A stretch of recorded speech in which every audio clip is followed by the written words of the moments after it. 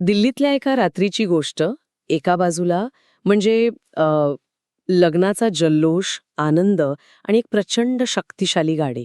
आणि दुसऱ्या बाजूला दिवसभराच्या कामानंतर दमून घरी जाण्यासाठी वाट पाहणारे 3 अगदी सामान्य तरुण. आणि मग ह्या दोन जगांची टक्कर होते. अगदी.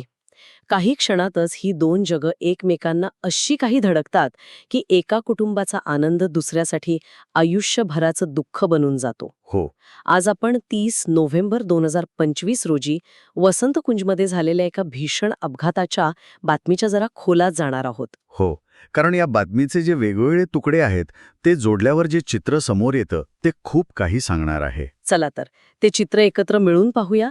तर झालं असं की पहाटेचे साधारण 2:15 वाजले होते. नेल्सन मंडेला मार्ग. वेळ खूप महत्वाची आहे इथे. हो. आणि त्या रस्त्यावर एक मर्सिडीज G63 गाडी म्हणजे अक्षरशः सुसाट वेगाने नागमोडी वळणं घेत चालली होती. झिगझॅग. हो, झिगझॅग.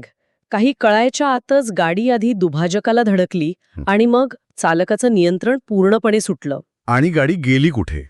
थेट जवळच्या बसस्टॉपमध्ये घुसली. तिथे 3 तरुण ऑटोची वाट पाहत उभे होते. बापरे, म्हणजे धडक खूपच जोरदार असणार. इतकी जबरदस्त की एक विजेचा खांब आणि एक झाड मुळासकट उखडलं गेलं. अच्छा.